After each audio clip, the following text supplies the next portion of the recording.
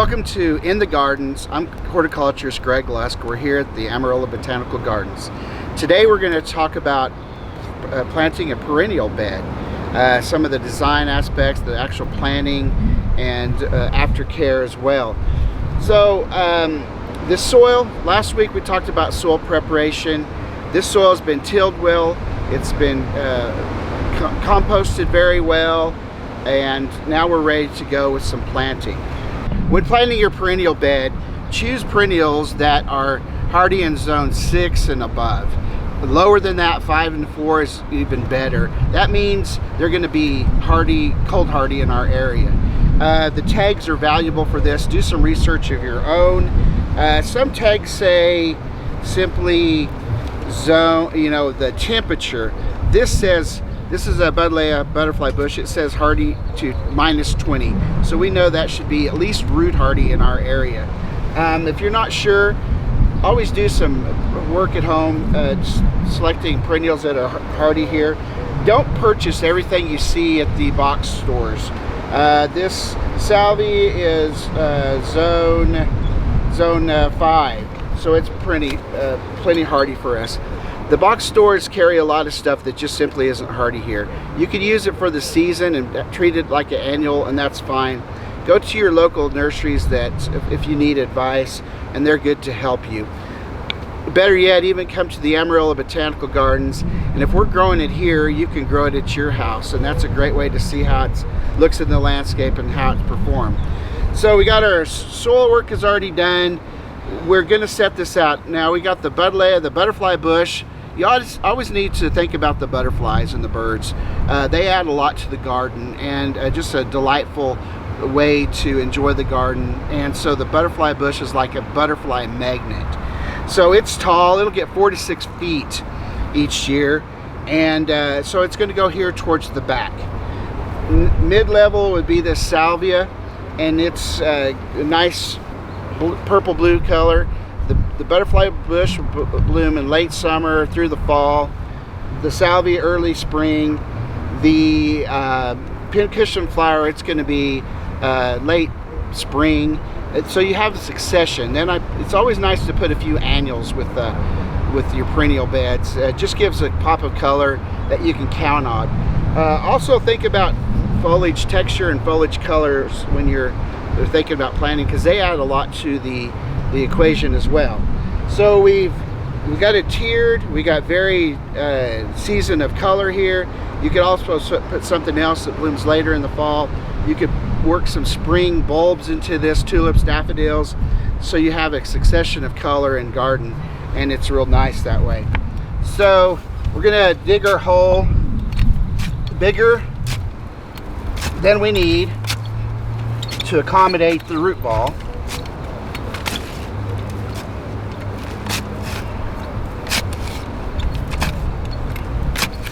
This just ensures that you get some good soil worked around the plant. When you take it out of the pot, just hold onto the stem and slip the pot down. Inspect the roots. This one is not root bound. Don't tear it up unless it's very root bound, then you can cut it. We'll talk about that a little more. But this is in good shape. Put it just below the soil level. Not too deep. It's a little high is better than too deep, but this soft soil will also settle some, so take into account for that. So then work the soil around it, making sure there's no gaps. If you do a good job working your soil so it's not real cloddy, it'll just fall into place. You don't have to worry about voids. I see a lot of people doing a lot of packing. You don't need to pack it. Our soil gets really tight and hard on its own. So don't do a bunch of packing. Whenever you water, it's going to settle it down nicely around the roots. I don't pack it all. Now cover up the root ball slightly. The peat moss based potting soil that these plants were grown in works like a wick, and it wicks away moisture. And so right where you need the moisture the most, right at the plant's base, it's wicking out and drying out quicker than the rest of the soil. So just like a ½ inch or so over the root ball will be good. Then we're going to move on to our salvia here. Inspect the plant. Any poor leaves, faded flowers, go ahead and remove that. Let's look at this roots. There's a little bit of root issues here, so I'm going to take and just make a couple, 3 scores with a sharp knife rather than tear the soil apart. That stops that circling action of the roots, and those roots where they're cut won't rot back like they do when you just tear it up, and they'll grow out quickly with the new root hairs and root quicker. I know Grandma always said to tear it up and then pack it in, but that's simply just not the best for us because of our dry air. We need to leave our roots intact. Because of our hard soils, we need to go ahead and just let the soil compact naturally. So another thing whenever planting the bed is do things in clumps, like 3s to 5s to even greater numbers in a large bed. Now your specimen plants can be single plants. They don't have to be in a clump of 3 or 5 buddleia. You can if you have a very large bed. But clumps of odd numbers, larger clumps, rather than polka dot looking. You can repeat your pattern throughout your garden. Looks very nice. But that helps give a nice, pleasant, kind of a flowing look rather than that kind of the polka dot look.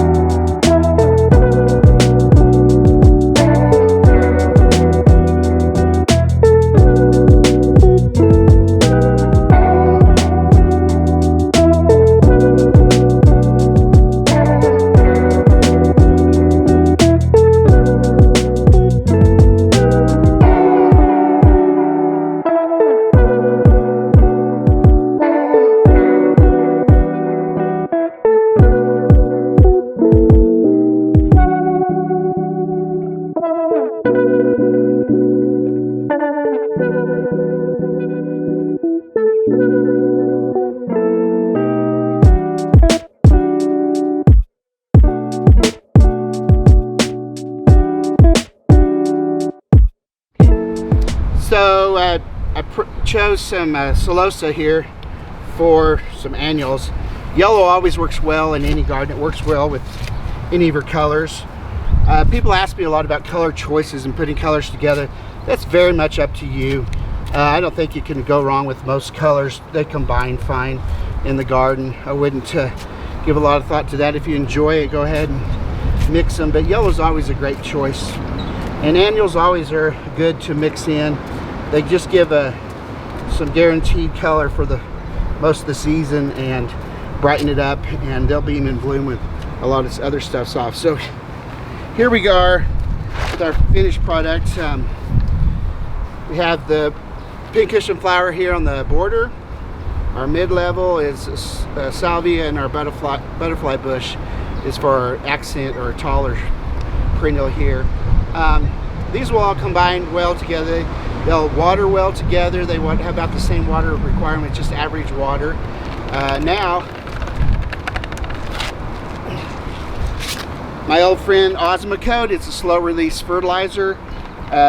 You know, if you didn't put it on when you got your soil prepared, now's a good time. And you can just shake a generous amount of that out. It's programmed to slow release for 4 months, which I don't expect it to last 4 months in our heat, but I think you'll get a good 3 months of fertilizer out of it, and it sure does help. Now, at this point, we're going to do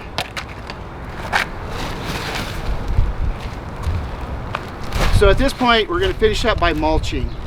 We talk about mulch probably almost every time we talk about gardening. The mulch, remember, it keeps the soil from getting too hot or too cold in the winter. It preserves moisture mostly, and it helps with your soil microbes. And as it decays, it becomes a bit of fertilizer itself, and it just really improves the structure of your soil.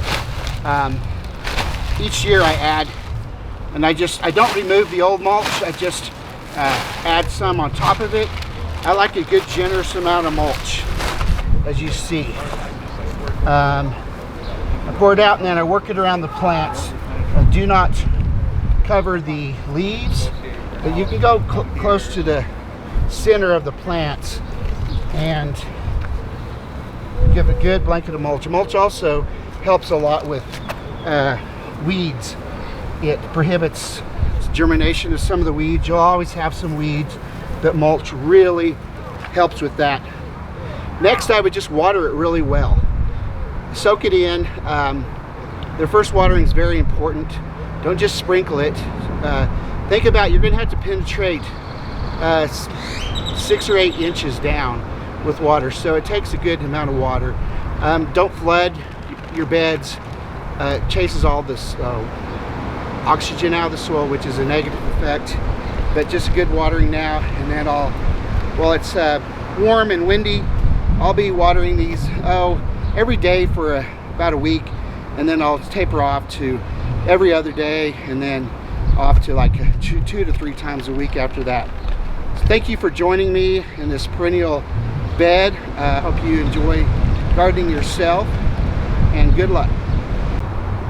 So remember, coming up April 29th is Garden Fest. Garden Fest is a great time to come and learn about garden, experience some of our local vendors. We have some fantastic geraniums to sell, all different colors. Remember, we're a 501c3 nonprofit.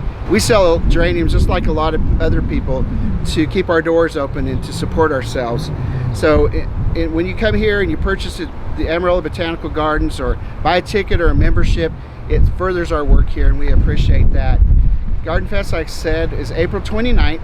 It's from 8:30 a.m. until sellout, usually like 2 or 3 o'clock. There's food trucks, and I'll be giving geranium lessons like every 15 minutes, talking about how to plant, to care for your geraniums, give you some tips on that, which will really help you out. So we'll see you at Garden Fest on April 29th.